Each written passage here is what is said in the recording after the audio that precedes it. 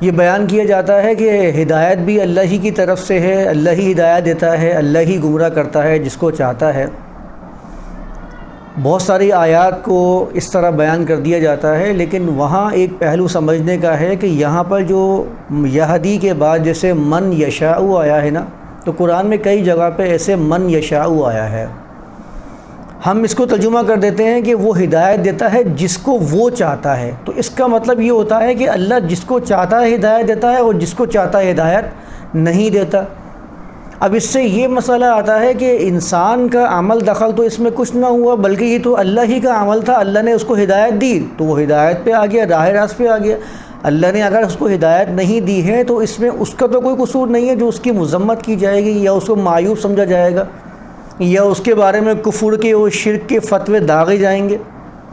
جب اللہ ہی کہہ رہا ہے کہ یہدی من یشاء، تو اس ترجمے کو غلط طریقے سے پیش کرنے کی وجہ سے اللہ کے بارے میں ایک بڑا اعتراض جنم لے لیتا ہے کہ ایک طرف تو وہ کہتا ہے کہ اس نے تمہیں راستے دکھا دیے ہیں، تم جس راستے کا انتخاب کرو گے وہ تمہارے اوپر ہے، تمہیں اختیار دے دیا گیا ہے، تم اگر صحیح راستے کی طرف آؤ گے تو تم کامیابی سے ہمکنار ہو جاؤ گے، تم اگر اس راستے کو چھوڑ کر غلط راستے کی طرف جاؤ گے تو تمہیں ناکامی ہوگی۔ اچھا، ان دونوں باتوں کا تعلق تمہاری اپنی ذات سے ہوگا، اللہ کا تم کچھ بھی نہیں بگاڑ سکتے۔ اللہ کا آپ کیا بگاڑ لیں گے؟ کچھ بھی نہیں بگاڑ سکتے اللہ کا۔ آپ جو بھی بگاڑ کریں گے وہ آپ کی اپنی ذات، اور چونکہ آپ جس معاشرے کا حصہ ہیں اس معاشرے کا بھی آپ بگاڑ کا باعث بنیں گے، کیونکہ فرد سے ہی تو معاشرہ بنتا ہے۔ فرد کے اندر خرابی پیدا ہوگی، معاشرے کے اندر بگاڑ خود بخود سامنے آ جائے گا۔ تو یہ اعتراض پھر اللہ کی طرف جاتا ہے کہ اللہ ہدایت دیتا ہے جس کو چاہتا ہے، تو اگر اس کی چاہت نہیں تھی ہدایت دینے کی تو اس میں بندے کا قصور نہیں ہے، پھر بندہ اس میں معتب نہیں ہونا چاہیے کہ بندے پر عتاب کیا جائے کہ یہ اس بندے نے راہ راست کو قبول نہیں کیا۔ وہ تو کہہ سکتا ہے بھئی تو نے جب مجھے راستہ ہی نہیں دکھایا، جب تیری مشیت نہیں تھی، تیری مرضی نہیں تھی، جب تیری مرضی نہیں تھی تو میں کیا کر سکتا ہوں؟ تیری مرضی کے آگے تو کائنات کا ذرہ ایک پتہ نہیں ہل سکتا، تیری حکم عدولی ہی نہیں کر سکتا۔ مجھ جیسی ایک معمولی ہستی کی کیا حیثیت ہے جو تو ہدایت نہیں دے رہا ہے اور میں ہدایت پا جاؤں؟ تو ایسا کیسے ہو سکتا ہے؟ تو یہ تو اللہ کے اوپر ایک بڑا اعتراض جنم لے گا کہ اللہ ایک تو خود کہتا بھی ہے کہ میں ہدایت فراہم کرتا ہوں اور تمام انسانوں کو ہدایت فراہم کرتا ہوں، اور دوسری جگہ کہتا ہے کہ میں جس کو چاہتا ہوں ہدایت فراہم کر دیتا ہوں۔ تو پھر اختیار کا معاملہ کیا ہوا؟ اچھا، اس سے ہمیں کچھ چیزیں نا روایات سے بڑی مل جاتی ہیں۔ روایات کا میں نے کہا تھا نا کہ یہ بڑا سہارا دے دیتی ہیں۔ ان روایات کی وجہ سے ہی قرآن کی آیات کے ترجمے غلط ہوئے ہیں، بہت سارے ترجمے۔ ایک غلطی تو یہ ہوئی کہ کسی نے کسی آیت کا ترجمہ بیان کر دیا، اس کا تقدس، اس کی تعظیم اس کے پیروکاروں کے اندر انتہا پر پہنچ چکی تھی، اور ان کو لگتا تھا کہ ہمارے جو شیخ ہیں، ہمارے جو بزرگ ہیں، ہمارے جو صاحب ہیں، یہ غلط نہیں کہہ سکتے۔ انہوں نے جو ترجمہ کر دیا ہے، انہوں نے جو مفہوم بیان کر دیا ہے، وہ تو قطعی ہے، اس میں دو رائے نہیں ہو سکتی ہیں۔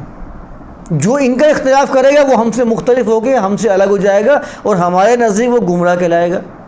تو ایک وجہ تو یہ ہوئی کہ ترجمے قرآن کی غلط ہو گئے۔ دوسری وجہ کیا ہوئی کہ لوگوں نے مختلف لوگوں کے اقوال کو جمع کرنا شروع کر دیا۔ اب جب اقوال بہت ساری جگہوں سے آنا شروع ہوئے تو ان اقوال کے اندر کچھ باتیں جو معاملات کے ساتھ تھیں کہ یہ معاملہ کیسے کرنا ہے، یہ معاملہ کیسے نہیں کرنا ہے۔ اچھا، اس کے ساتھ کچھ اقوال ایسے بھی آ گئے جن میں آیات کو بیان کر کے کہا گیا کہ اللہ کے رسول نے اس آیات کے بارے میں یہ بیان فرمایا تھا، یا اس بارے میں اس موضوع سے مناسبت رکھتے ہوئے ہمیں یہ قول ملتا ہے کہ اس شخص نے کہا اللہ کے رسول نے یہ فرمایا تھا، تو اب اس کو انہوں نے اس سے میچ کرنا شروع کر دیا اور اس سے چسپاں کرنا شروع کر دیا کہ دیکھو وہ والی آیت ہے، اس حدیث سے میچ ہو رہی ہے، تو اس کا مقصد یہی ہوگا۔ اب یہ جہاں پر بھی یہدی من یشاء وغیرہ جیسی آیت آتی ہے نا کہ وہ جس کو چاہتا ہے ہدایت دیتا ہے، تو پھر یہ شروع کر دیا جاتا ہے بخاری مسلم کے اندر کہ اللہ کی مشیت اور اللہ کے فضل سے ہی تم جنت میں داخل ہو سکتے ہو، اللہ کے فضل کے بغیر جنت میں داخل نہیں ہو سکتے۔ یعنی کہ ایک روایت میں یہ لکھا ہوا ہے کہ بندہ عمل کرتے کرتے تھک جاتا ہے اور جنت کے قریب پہنچ جاتا ہے لیکن دوزخ میں داخل کر دیا جاتا ہے، اور ایک بندہ دوزخ میں جاتے جاتے جنت کی طرف چلا جاتا ہے۔ اس کا تعلق کس سے؟ اس کا تعلق اللہ کے فضل اور اللہ کی مشیت سے ہے، کیونکہ اللہ کے فضل کے بغیر کوئی بھی جنت میں داخل نہیں ہوگا۔ یہ باقاعدہ الفاظ ہیں، بخاری کی روایت ہے اور مسلم کی روایت ہے، اس کی یہی الفاظ ہیں۔ ایک جگہ بیان کیا گیا کہ مشکات وغیرہ کے اندر روایت آئی ہے، سنن جو کتابیں ہیں سنن کے نام سے ان کے اندر ہی موجود ہے، اس میں لکھا ہے کہ اللہ تعالیٰ نے پہلے آدم کو تخلیق کیا، آدم کے دائیں ہاتھ پہ اپنا ہاتھ مارا تو وہاں سے ایک ذریت نکلی، سفید ذریت، ان کی اولاد سفید۔ بائیں ہاتھ پہ ہاتھ مارا تو کالی ذریت نکلی ہے، کالی اولاد نکلی ہے، اور کہا کہ یہ جو سفید والے ہیں نا ان کو میں نے جنت کے لیے پیدا کیا ہے، یہ بائیں ہاتھ والے جو ہیں ان کو میں نے دوزخ کے لیے پیدا کیا ہے۔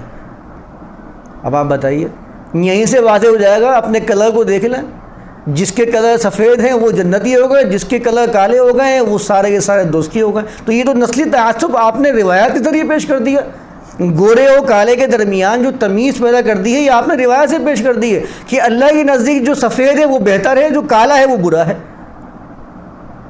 تو یہ تو اور بلکہ جو دنیا بھر کے اندر نسلی تعصب چل رہا ہے اس کو تو آپ نے اور مزید ہوا دینے کی کوشش کی ہے روایات کے ذریعے۔ آپ نے تو اس خدا کو ثابت کر دیا کہ وہ بھی نسلی تعصب کرتا ہے، کہ گورے کو بہتر سمجھتا ہے اور کالے کو برا سمجھتا ہے۔ یہ جتنی حوریں بیان کرتے ہیں سب کی سب گوری چٹی ہوتی ہیں، کالی حوروں کا کبھی کوئی ذکر نہیں سنا ہوگا کسی سے۔ بڑے بڑے حوروں کے جو ٹھیکیدار ہیں، جو حوریں کی بندر بانٹ چل رہی ہوتی ہے، وہ آپ کے سامنے جب بھی حوروں کے تذکرے کریں گے، کبھی سنا ہے ہم نے کہ کالی حوریں بھی ملیں گی وہاں پر یا سانولی حوریں ملیں گی؟ سب کے بارے میں آپ نے یہ سنا ہوگا کہ گوری گوری اور وائٹ خوبصورت ان کو گمان کرتے ہیں، جو بہت زیادہ دودھ کی طرح سفید ان کو کہا جاتا ہے کہ یہ حوریں آپ کو جنت میں میسر آئیں گی۔ یعنی کہ اللہ کے نزدیک تو کالا اور سانولا اس کی تو کوئی قدر ہی نہیں ہے، یعنی اس کے نزدیک نعمت وہ ہے جو گورا ہے۔ تو اس سے تو نسلی تعصب پیدا ہو رہا ہے۔ کبھی نہیں سنا ہوا کہ کالی حوریں جنت میں، کالی حوریں، یعنی سوچ کے بھی عجیب لگتا ہے کہ جنت میں کالی حوریں، یہاں تو گوروں کے خواب دکھائے جاتے ہیں۔ تو اس سے کیا ہو رہا ہے کہ ہمارا ایک طبقہ جس کا کلر گورا نہیں ہے، وائٹ نہیں ہے، وہ احساس کمتری کا شکار ہو رہا ہے، وہ انسانیت کے طبقات میں سے خود بخود نیچے جاتا جا رہا ہے، کیونکہ آپ گورے کلر کو اوپر لاتے جا رہے ہیں، وہ انسانیت کے طبقے میں ادنا ہوتا چلا جا رہا ہے۔ تو آپ انسانیت کے درمیان میں فرق کرنے کا باعث بن رہے ہیں، اور کس وجہ سے؟ روایات کی وجہ سے۔ اور بتا رہے ہیں کہ کلر کی بنیاد کے اوپر آپ فیصلہ کر لیں کہ کون جنتی ہے اور کون دوزخی ہے۔ اب اندازہ لگا لیجیے ہمارے کلر کیسے ہیں، اور جو گورے ہیں وہ جنتی ہیں، ان کو تو ہم کافر قرار دیتے ہیں۔ تو نسلی تعصب یہ روایات کے ذریعے پیش کر دیا جاتا ہے۔ تو جب اللہ نے ہی کالے اور گورے یعنی جنتی اور دوزخوں کی تسکیم خود ہی کر رکھی ہے، تو جو دوزخ میں جانا ہے اس کو پھر کیا پرواہ ہے، وہ جیسا بھی عمل کرے۔ تو یہدی من یشاء والی آیات بہت ساری اس ٹائپ کی آیات ہیں جن کا ترجمہ غلط کر دیا جاتا ہے اور کہا جاتا ہے کہ اللہ کی مشیت سے تم جنت میں یا دوزخ میں داخل کیے جاؤ گے۔ اللہ نے جنت والے الگ تخلیق کیے ہیں اور دوزخ والوں کو الگ تخلیق کیا ہے۔ جو دوزخی ہے وہ عمل کرتے کرتے تھک جاتا ہے، تقدیر اس پہ غالب آ جاتی ہے۔ ایک روایت میں نے یہ بھی پڑھا تھا بخاری مسلم کے نا کتاب و تقدیر میں، کہ تقدیر غالب آ جاتی ہے، وہ دوزخ میں چلا جاتا ہے۔ جنت پہ عمل کر رہا ہے، عمل کیے جا رہا ہے، اختتام اس کا جو ہو رہا ہے وہ کس کے اوپر ہو رہا ہے؟ کفر کے اوپر ہو رہا ہے، یہ برائی کے اوپر ہو رہا ہے، اور جا کے وہ اس تقدیر کی وجہ سے جو اللہ نے اس کے لیے لکھی تھی، تو اس کا کیا قصور ہوا ہے، دوزخ میں جا رہا ہے وہ۔ اللہ نے ایک جگہ بیان فرمایا ہے یہدی الیہ من اناب، وہ راستہ اس کو دکھاتا ہے جس نے رجوع کیا۔ جو خود اللہ کی طرف لوٹتا ہے تو اللہ کی طرف سے رہنمائی حاصل کر سکتا ہے، جو اللہ کی طرف نہیں لوٹتا اللہ کی طرف سے اس کو رہنمائی نہیں مل سکتی ہے۔ یہ بنیادی قاعدہ ہے۔ جب یہاں کہتا نا یہدی من یشاء، وہ ہدایت دیتا ہے اس کو جو چاہتا ہے، یعنی جو ہدایت کا حصول خود چاہے گا اللہ کی طرف سے اس کو ہدایت کے راستے کھلتے چلے جائیں گے۔ جو چاہے گا ہی نہیں ہدایت کو حاصل کرنا، اس کو ہدایت کیسے مل سکتی ہے؟